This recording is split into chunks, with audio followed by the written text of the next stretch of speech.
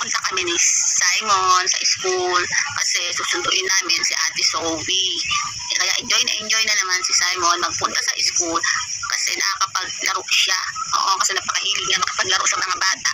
Yun, kaya habang nag-aantay kami dito, ikot-ikot muna kami ni Simon habang siya, yun, tingin-tingin siya sa paligid kasi hindi siya makasilip dun sa school ni Ate, dun sa rumba. Hindi siya ikot, sarado pa ang pinto. Yan, kaya yun, tingin-tingin muna kami dito. Hanggang dito pa si Rizal, nakita kami mga halaman. Yan si Simon, ikot-ikot lang din. Ewan ko sana naman umano. Kine-check ko lagi si Simon kaya baka lumabas pa ng gate. Ako, mahirap lang kaya makakuha pa na mahirap pa na uso pa na mawala ang bata. Yan, tapos si Simon, yan, puro ikot ng ikot. Tanong tungkol kay Rizal. Ay, hindi ko na alam kung anong masasagot ko dyan. Kaya hindi ko na tanda kung ano tungkol kay Rizal. Nakakalok, napakadaldal ng batang to.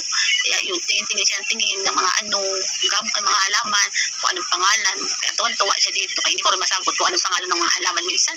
Kaya alam yun na, bigla akong magkasakit ako. Nakalimutan ko na yung mga ibang pag-aanohan ko lagi sa school namin. Yun, antay kami ng antay kahit natambay, lipot kasi mo sa bahay na yun. Matambay lang, kaya lakad-lakad muna ako sumama ako kay Simon at sa mama niya. Antay kami kay Ate Zoe, konting-konti na lang, kaya out na sila. Buti na lang, ito si Simon, mahilig siya mag-edit ng video, kaya hindi naman ako nag-video minsan. Si Simon ang mahilig mag-request ng video. So gusto lang niya na may mga friends sa Facebook. Oo, napakadaldal. Mahilig lagi sa TikTok, mahilig din siya kahit sa YouTube. Diyos me, ang hirap-hirap nga mag-post lagi ng mga kasi wala akong load. Hirap nang wala naman kaming wifi, kaya naglo-load pa ako para na makapag-send ako ng mga video. Oo, ako napakakulit talaga niya Simon, kaya hilig niya magganyan. Gusto niya marami siya makilalang tao. Oo, akala mo naman talaga makilala ang mga tao. Napakadaldal talaga ng bata na yan.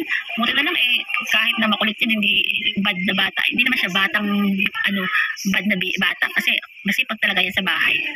Tapos masipag yan mag-antay lagi kay ate. Gusto niya talaga. Lagi niya nakasama si Ate Zoe. Ayaw niya na may iwan ng ate niya. Ayan pabidyo na naman siya ng pabidyo kaya gusto niya talaga makakita ng mga guys. Alam mo naman, nakabidyo din yung mga guys niya. Kaya syempre nakikinig lang din. Kaya kung may makinig talaga, kaya hindi naman nila alam kung sino kami, sino sila. Ganun talaga. Napachika lang kami dito.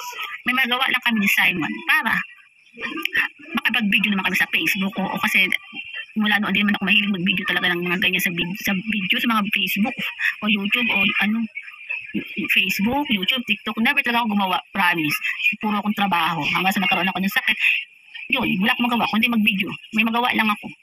Kaya yan, natuto rin ako mag-ganyan. Isa na rin si Simon, kakasama sa akin, nakagala-gala at kagaya-gaya. Yan, pati siya, chismosa na rin si Simon. Napakadaldal talaga ng batang yan. Kaya yun, antay-antay muna kami kasi nag-exam pa sila, kaya antay-antay kami ni Simon saglit. Pero si Simon, di pa siya nakapag-exam. Pero tuwan-tuwa si Simon, lagi nasa school din. Kaya dami niyang friends, mahilig siya makapag-friends sa mga bata. Kaya yun, kaso gusto niya umakit sa taas, hindi naman siya pwede din sa taas. Kaya ang mga bata sa baba, nag-i-school, hindi dyan sa taas, kaya mga bata pa sila. Kaya yun, antay-antay kami. Ayan, tinanong-tanong na naman ako kay Rizal, kaya hindi ko na maintindihan kung paano ko ipapaliwanag. Pati mga pangalan ng mga halaman, hindi ko na maintindihan dito kay Simon. Napakadaldal. Yan, tuwan-tuwa lang siya, nakakadaldal. Sa dami niya ng katatanong, hindi ko na masagot yung mga tinatanong niya.